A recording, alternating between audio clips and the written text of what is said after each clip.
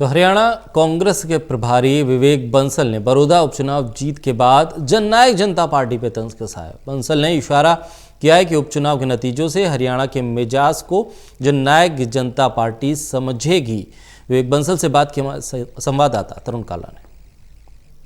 कांग्रेस के प्रभारी विवेक बंसल हमारे साथ मौजूद हैं। विवेक जी, सबसे पहले आपको बधाई। बड़ौदा इलेक्शन के चुनाव के रिजल्ट्स आ चुके हैं। रुझान के मुताबिक भी आप आगे ही चल रहे थे।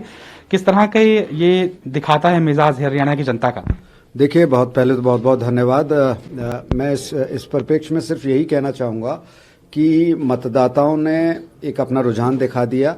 मतदाताओं ने अपनी जो आक्रोश है जो प्रदेश सरकार के प्रति जो उनकी विफलताएं हैं और उससे भी महत्वपूर्ण जो किसानों का जो प्रतिक्रिया है, ये जो हाल फिलहाल में आपने देखा जो बिल संसद से पारित हुए उसके जो विरोध है, उसके लेके जो किसान में जो दलित है, जो पीड़ित है और कहीं ना कहीं अपने भविष्य को अंधकार में देख रहा है, उसका ये सब उसके फलस्वरूप ये परिणाम आया है।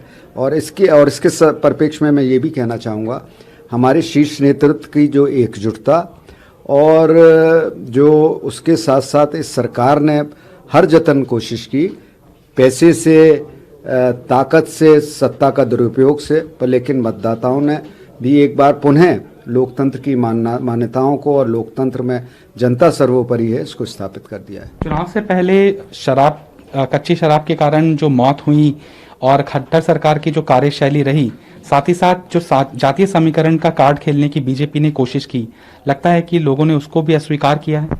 देखिए, जब जनता में उथल पुथल होती है या जनता में पीड़ा होती है तो ये सब चीज़ें बहुत बेमानी रह जाती हैं। वो एक आक्रोश सब वर्गों में था।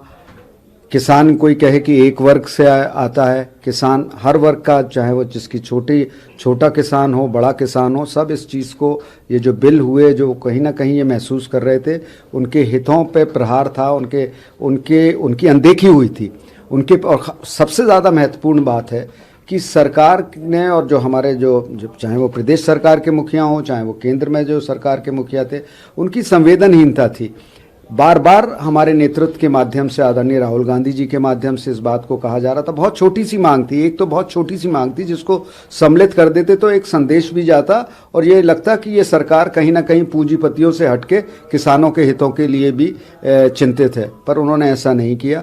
तो मैं इतना ही कह सकता हूँ कि जनता ने एक संदेश दिया है। हरियाणा की जनता को मैं नमन करता हूँ, उनके इस फैसले को वंदन करता हूँ और यही और उनके उज्जवल भविष्य की भी शुभकामनाएं देना चाहता हूं।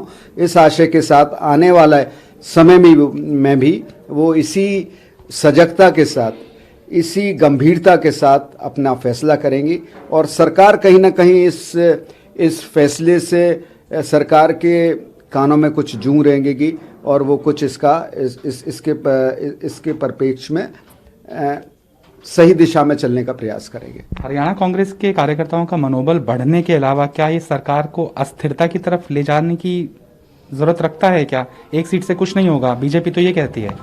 देखिए, आपकी बात से मैं सोलाना सहमत हूँ कि कार्यकर्ताओं में एक नई ऊर्जा का सृजन होगा और अस्थिरता को लेकर मैं अभी से कुछ भविष्यवाणी करूँ वो उचित नहीं होगा, पर कहीं ना कहीं सरकार अपने आप में जो एक आत्मविश्वास में तो कमी आती है और ख़ास तौर से जो जजपा के विधायक और उन लोगों को ये सोचना है कि वो हवा के विपरीत चल रहे हैं।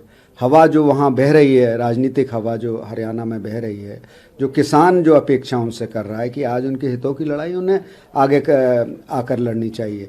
तो अगर उनमें ज़रा सी भी राजनीतिक सूझबूझ होगी और किसानों के प्रति एक सहानुभूति होगी तो वो एक सही फैसला लेंगे और सही फैसले के पश्चात आप समझ सकते हैं कि क्या होगा। इशारा आप कर रहे हैं कि जजपा को अब साथ छोड़ देना चाहिए बीजेपी का?